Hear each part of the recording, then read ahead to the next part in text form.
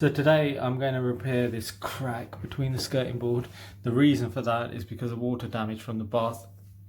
Also, I'm going to take care of refilling the grout within the lining that's keeping the tiles together, and also this section, so that I can then re-silicone it later on, but that's in another video. But today what I'm going to focus on is just filling in the water damage elements of the bath. Welcome to Dim Tips, the channel that repairs, revives and restores. Please don't forget to subscribe to support the channel just down below, and also please feel free to leave any comments. First of all, I've got all-purpose powder filler. This is from Screwfix, and also I've got some pre-mixed grout, so no need for me to actually mix this up. So that's the products that I'm going to be using. The tools, something to mix the filler in. I'm only going to need a little bit because it's not a massive job, and there's a little bit of grouting to do. A sponge, it's just a small one. It's actually a scale pad, but I do normally use a sponge. And just a tool to actually apply the filler into, so it could be a scraper, it could be anything that you're interested in. Now, I'm not going to prepare anything here. I've got a little bit of sandpaper. I may just sand it down because it will make my life a little bit easier later on. I am going to need to sand it afterwards, but what I'm going to do is, because I want my filler to actually cure just a little bit, I'm just going to mix it up. Now the ratio really depends on how you want to be using it. I don't try and get it too moist or too hard, because then it becomes a little bit difficult to apply. So I've just added a little bit into this container. I'm just going to add a little bit of water. Okay, so my filler's ready. It is a little bit wet, but that's okay, because I'm going to spend a little bit of time now actually sanding and preparing. Because it's a little bit of an awkward area, I did actually have this on a pad to actually sand on, but because I'm going to have to get into the nooks and crannies, I'm just going to take a little bit off and do it by hand. So just go ahead and take it down to the wood, because the paint's already off, so there's no need to worry about that. And just get it, a lot of the damp out is already out, but because of the water damage, it's not going to paint so well. And what I want to make sure is that I'm able to get the filler right into all of the gaps, as well as not keep the bubbled bit of wood. So I'm just going to take that down a little bit further. Okay, it's sanded, it's nice and clean. Now what I'm going to do is I'm just going to go ahead and start filling it. I added in a bit more material because it was far too wet, so I'm just going to be liberal, trying not to be messy, and just fill it in. I actually want it to go right into the gaps. It's okay if I make a little bit of a mess.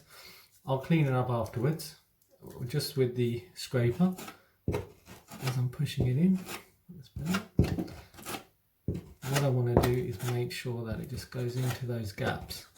I don't want it to cause me any problems, and then hopefully it also adds a little bit of a bonding agent to the back of the wall, and it should mean that I'm okay for a little while longer. So now that I've actually applied it and squeezed it all the way through, there was a bit of flex, but now it's a lot less. What I'm going to do is just take off the excess just by skimming it over the top and across the bottom, and just taking that away. Now there is always the risk that this may potentially dry, and when it dries it may reduce in size, but that's okay, because if that happens then we'll just reapply, because what you really want to do is just make sure that you've got a nice finish. I'm just going to take it across the top as well, just nicely take off anything that's there, but that's okay. When it dries then we can just go ahead and sand it. But the various lines, it's just going to make my life a little bit easier. I just scrape off from the skirting board any of the excess, because I'm going to keep that to a minimum. And what I also did is, across the side here, you may have noticed, is that there was also a gap just across the bottom. And again, I've just added a little bit of filler there. There's a bit across the top. This is going to be difficult to get into to sand down, so I'm just going to scrape as much off as I can. On to the next part, which is to fill this in. Similarly, I'm going to now not use filler, but actually grout. And again, I'm just going to lift the lip up, and it's okay. If I go in too deep or too far, it's okay. We'll sort that out afterwards. But what I want to do is I want to make sure I press it in as much as possible. And I appreciate that I have now filled in the gap between the bath, but that's okay. I can take care of that in just a second. In addition, I'm just going to scrape behind here because it needs to be grout. I can't really use anything up unless it's something waterproof. And I'm going to get that all the way up to the top. I'm also going to put it down the side of the wall just because I want contact, and afterwards what I'll do is I will tidy that up, just making sure it's up all the way up as far as I can take it. I'm going to just squeeze this in, and any excess grout I'm just going to scrape off to start off with, and then afterwards we'll get the sponge. And I'm just going to scrape the rest off from the side of the wall, just using my scraper and letting it fall to the floor. Okay, I'll tidy that up in just a second. I'm also going to push the lip in, making sure that it's nice and tight and filling in there, and just giving that a tidy now. I'm also going to make sure that underneath, between the bath and the tile, is fairly empty because we want our silicone to go there, because unfortunately grout does not expand and that would cause us an issue. In my other video I'm going to go through how I remove the grout, as well as how I'm going to be replacing it afterwards, but for this video we're just going to go through and make sure that that's nice. Now what I'm going to do is I'm just going to tidy that up.